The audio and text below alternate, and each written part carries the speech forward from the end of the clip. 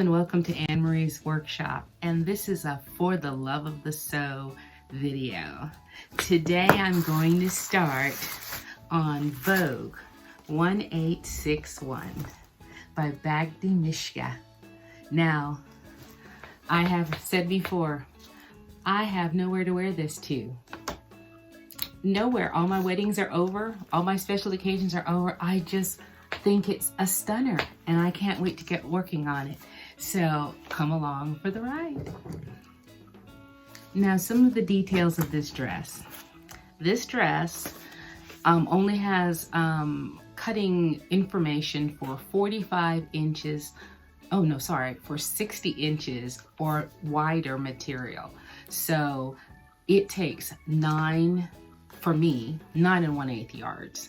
So I found this fabric that I've done on another video, which I will include a card to that up here somewhere. It was a cutting line design jacket and skirt that I loved making. I love the material so much, and it just made me want to work with it some more.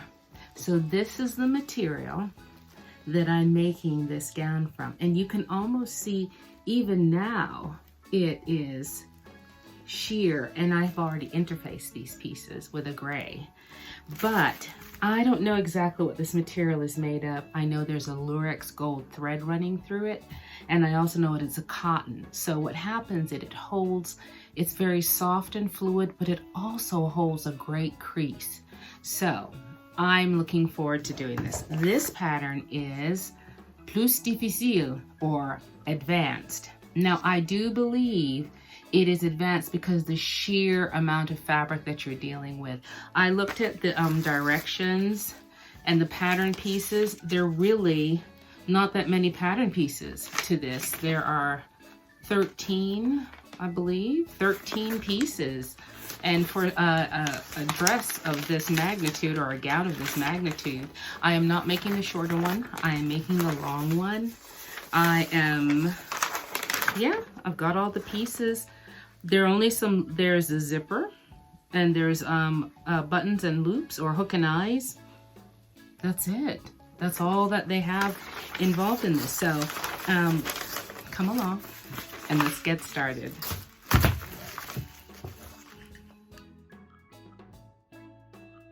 Now, normally the first things I would do is, when I'm working with Ankara or most fabric, I would have already washed this fabric. But because I know this is a special occasion gown, and I know that eventually I will dry clean it, I am going to skip that step of washing it. I don't recommend that for anything else. It's what I feel comfortable doing in this case with this fabric and this pattern. After that, I cut out, the first things I cut out were the pieces on the fashion fabric. Then I cut out the lining, and then I cut out the petticoat, because this dress does have a petticoat, I guess, to give it that volume underneath. And then I cut out the interfacing. Now, the only gripe I have with the instructions so far in this pattern is that they kind of double use a term. Like they say petticoat on the outside of the envelope, and on the cutting, they call it a ruffle. And they have two things that are ruffles. They have the skirt that goes underneath in between the fashion fabric and the petticoat. They have the lining. They have what's supposed to be the petticoat. They call it a ruffle. And I think if you are a beginner or intermediate student, you have to pay attention to that. It could be confusing, because originally I thought I was going to have to buy 13.5 yards of fabric based on what was on the website. But no, it's 9 1/8 for the fashion fabric, 4.5, I believe, for the petticoat, and then another 4 yards for the lining. So I thought that was a little confusing. I think sometimes, usually when they do that spot check, I think someone should have caught that. I'm just thinking, not hating on you, Vogue, just thinking you should have caught that for like the beginner sewers.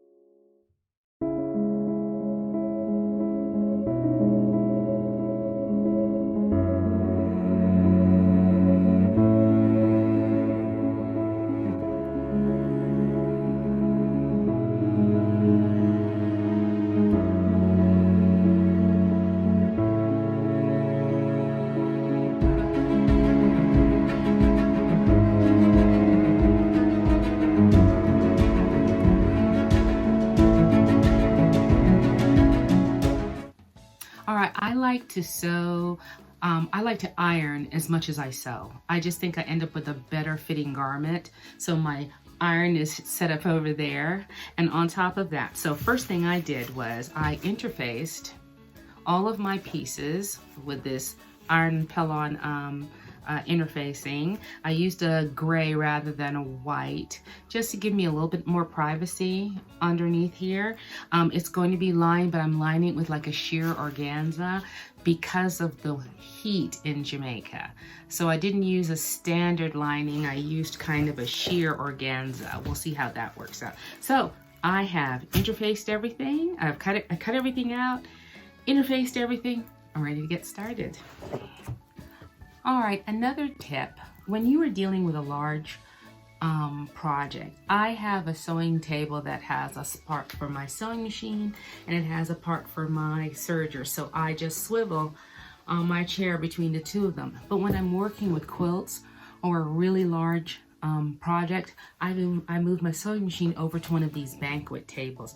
I also sometimes cut on a banquet table. If I have to cut a lot, I elevate it with those college risers that you buy to put under college dorm beds so that it doesn't hurt my back.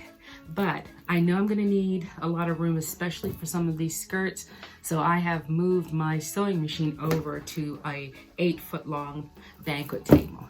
Now before I get started, I'm also going to fill about 4 or 5 bobbins, because nothing is worse than having to stop and fill the bobbin all the time. And I have a feeling that this particular dress is going to take a lot of thread.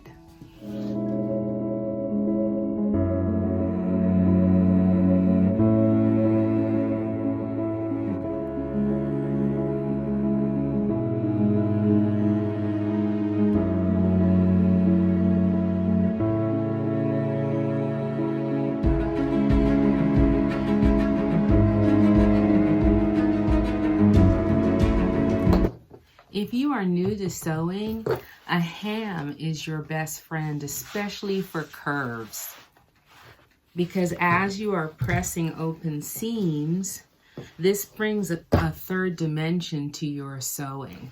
So when you are pressing, I press first on the opposite side and then do another pressing to get the shape of the garment.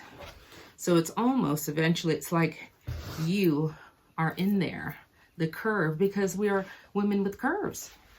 We're not flat.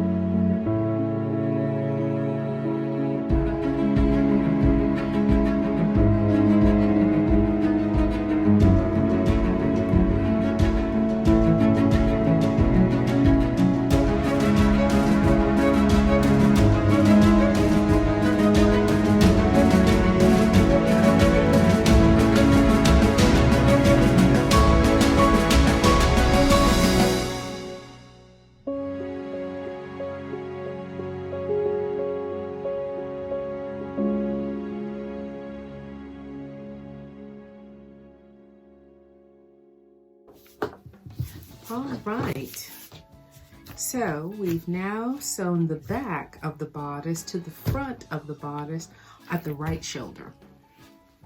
Okay, stitch front ruffle 5, monster long, to back ruffle 6. Oh my goodness. Whew. All right, matching notches. Let's see.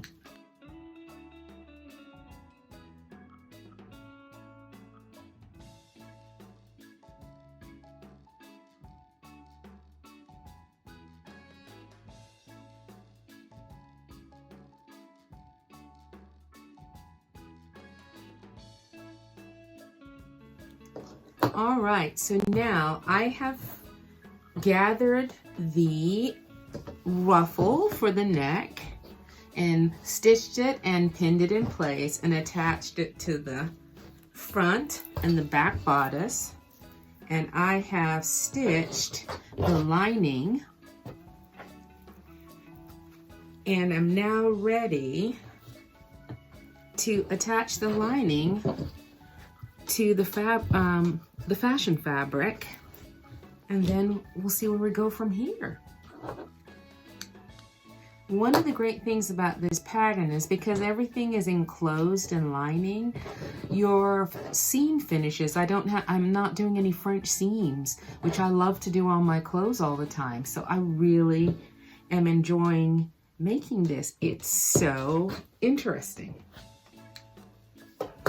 All right, so now that I've sewn the lining in place and done quite a bit of understitching, there's understitching underneath the back of the armholes, and then there's top stitching around the neck, which is what I think makes the collar pop up so lovely. All right, so understitching underneath the armhole right here, that on the left side. On the right side, same understitching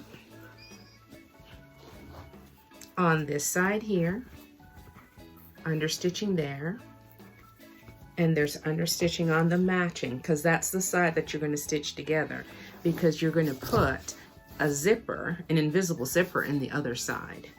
So, and then this is the top stitching around the collar from one point to another, and I think that's what allows the neckline to stand up. I love a project that makes me do things in a different way and learn how we put things together. Now, they do want us to slip stitch by hand this space on this side between the two armholes that have been understitched on the opposite side here.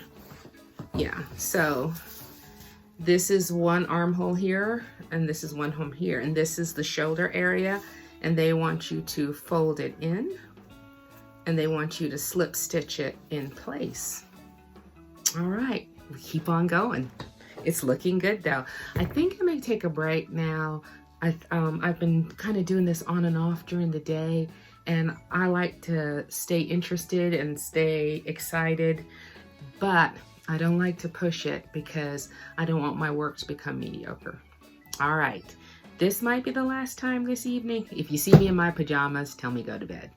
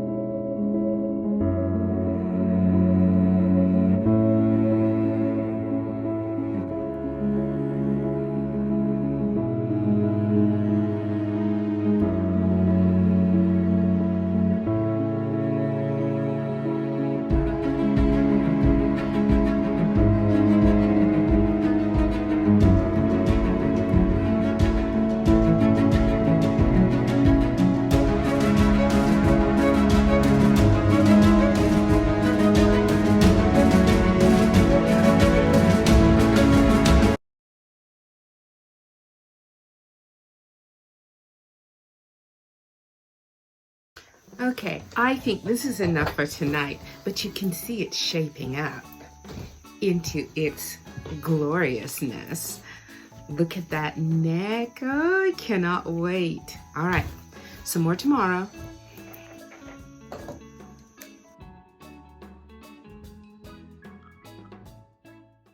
woke up ready to go, and it was time to sew the buttons onto the shoulder.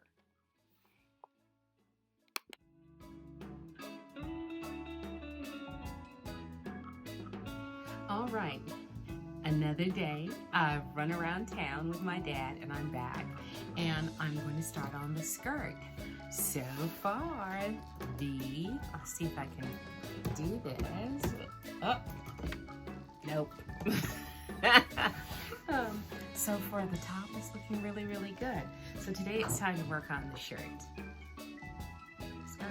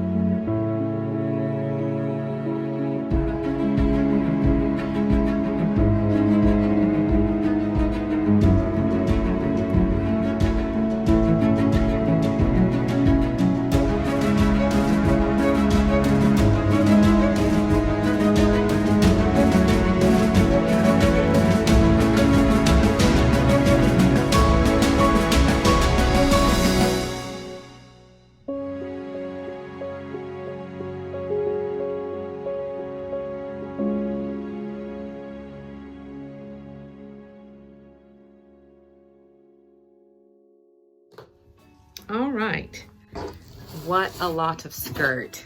This is the front of the skirt, and I'm going to pin in place my pocket sides, matching up my notches to the front of the skirt, and stitch them or pin them in place. Oops. Oh, where's my thingies?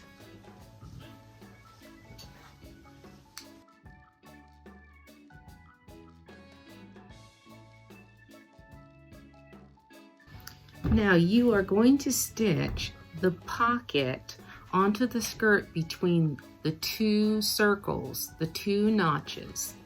All right, so just from here, oh, let me show you on the pocket if you can see. From the first circle on the pocket to the second, that's what you're going to stitch. Then you're going to clip to the circle diagonally, because you're going to turn this inside out to the other side. And double check yourself, because you know once you clip, you're stuck with it.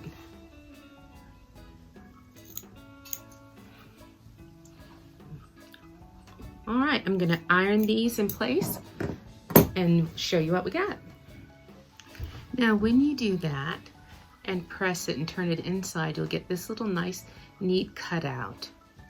And now you're going to understitch your fabric on the inside to the edge of your lining so that this edge doesn't roll. So you're going to understitch. It won't show on the outside, it'll show on the inside. Okay? All right. Now that you have made your opening here, you are going to pin your fabric pocket to your lining pocket, and you are going to sew around the edge.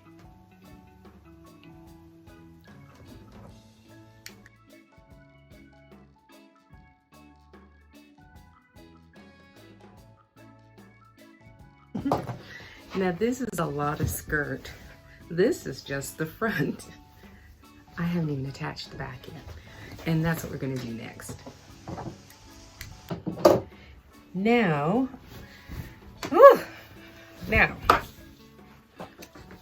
that's the back. This is the front. On the right side, I'm going to attach the right side first along the edge of the seam on the right side. Okay.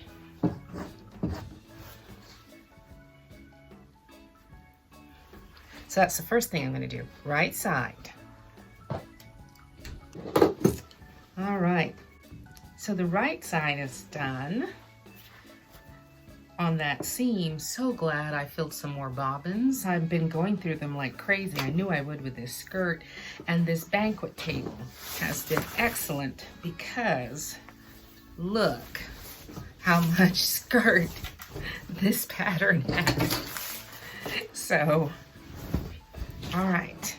So the right side is done. I'm gonna take a minute to clip and iron. Oh. Now it seems it's time for a major gather. You are to stop 1 1/4 inch from the left side edges and break your gathering stitches on the right side, if that makes sense to you. So don't make one long gather stitch along the entire waist because as you can tell, it's huge. So break on the right side, give yourself lots of string to pull, and on the left side. Because you know we have not enclosed the left side yet because we got a zipper to put in.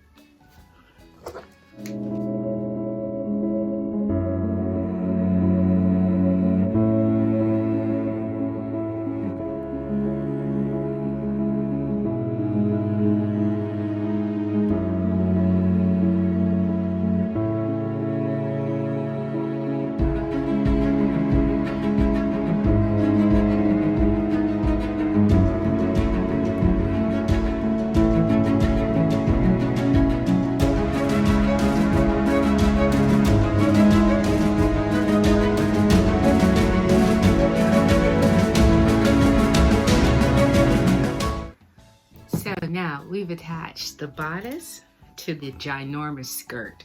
Now we have not added the lining.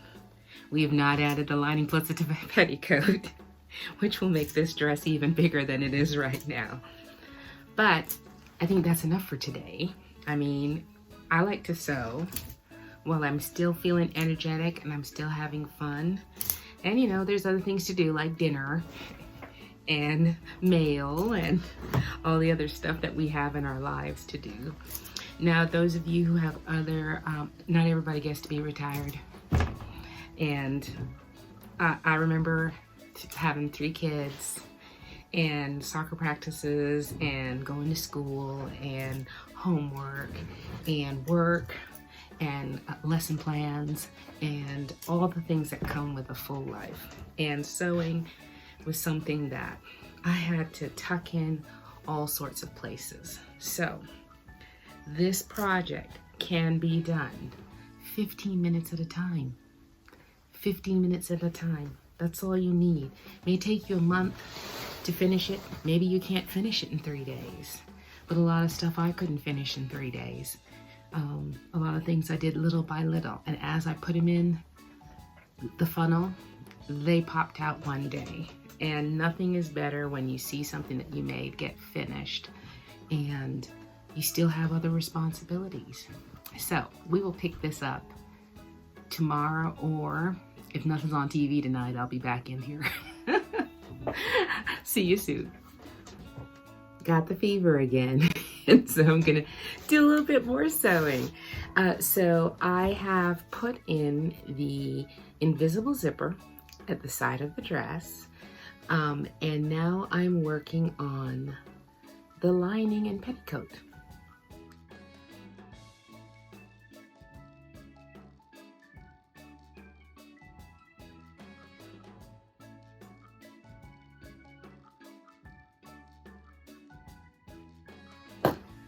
Now on the right side, or the side that is open, the zipper side of the fabric, you're going to match your notches, and you're only going to stitch down to allow for the zipper on the inside when you're going to tack it in place and do your inside hand work.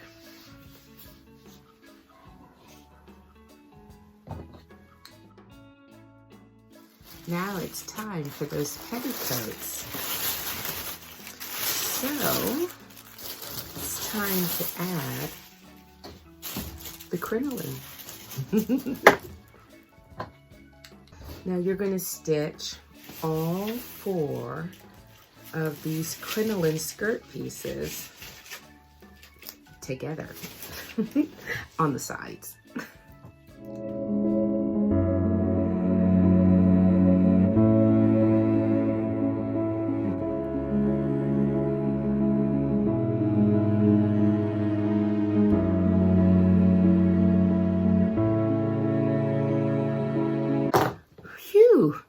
almost there.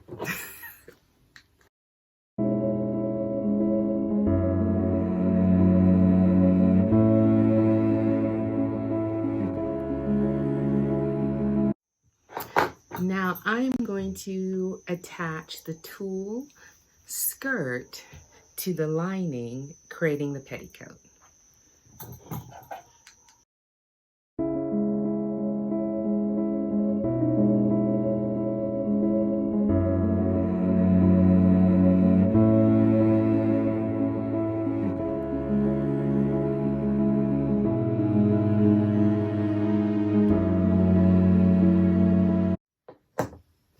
Ever have trouble sleeping? Well,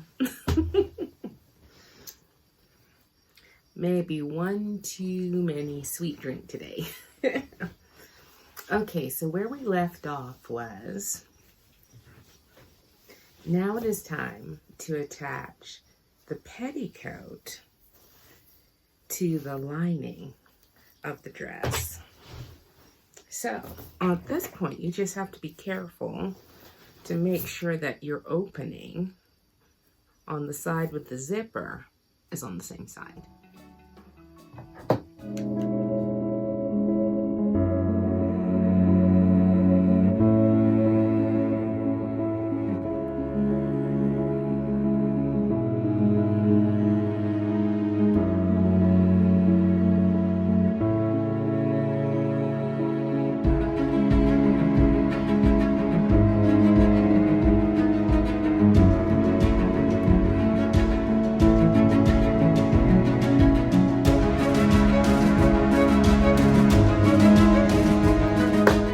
Now it's time to E-stitch these two pieces together.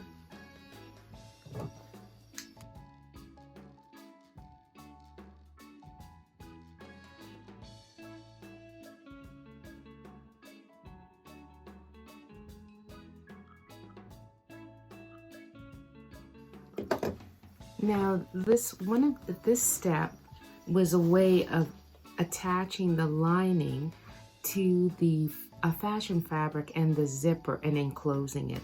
So you have to turn the dress inside out and stitch this seam from the top of the bodice down to where your zipper ends without trapping any of the fashion fabric that you don't want to be trapped in here, so that when you turn it inside out, I'll show you. Sorry guys, it's a lot of dress. When you turn it inside out,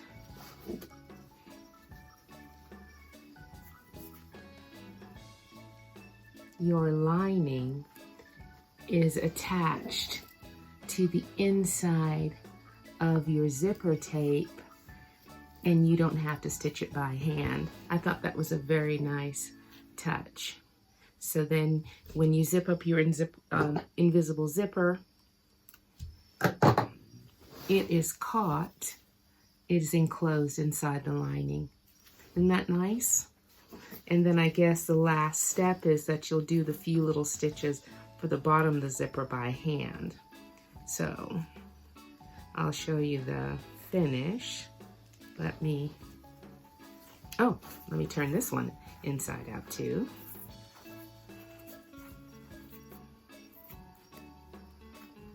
There you go.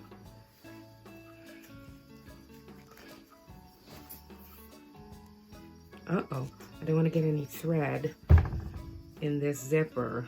Who wants to replace an invisible zipper after all of this? And you know, sometimes they're finicky. Alrighty.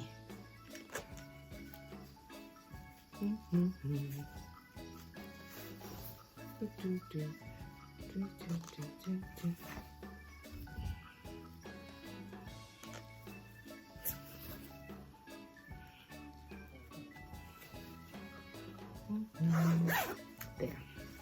Okay, so the invisible zipper is in place, and your lining has encased the raw edges. I like that. That was a very nice Now you're supposed to put a hook and eye at the top to keep it closed at that end. But as you can see, it is all coming together. And the next time I'll show you it in the sun so you can see all the details. But wasn't this fun? Ooh, I'm showing you the back. Here's the front. Here's that fabulous collar. And the petticoats are in place. All right, we're almost there, y'all. Well, I sure hope I did this right. Because there's so much stuff in this dress.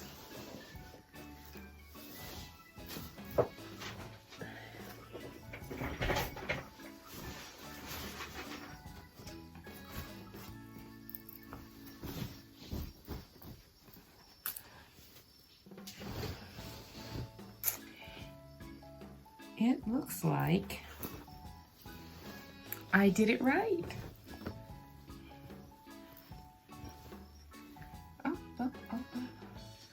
I think I did it right. The petticoat is inside the dress, encased between the fashion fabric and the lining.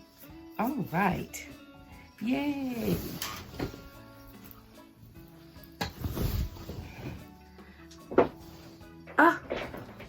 Alrighty, so there's some interior work that needs to be done. They recommend a baby hem, as well as in order to enclose and attach the lining to the zipper, they recommend a process that I'm going to do next. But I'm waiting for that first yawn and then go to bed, and this baby hem on the lining and on the fashion fabric, that's going to take quite a bit. I'm going to hopefully do that tomorrow.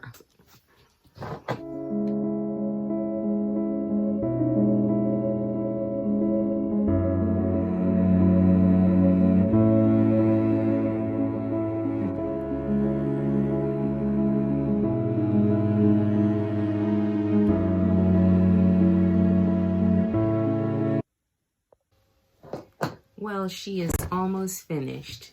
They recommended a baby hem, which I did on the bottom. And I used a standard hem for the lining. The only thing left to do is to turn the dress inside out and attach the waistband of the lining to the waistband of the fabric, fashion fabric. And so I'm going to do that outside in some beautiful sunshine where I can see.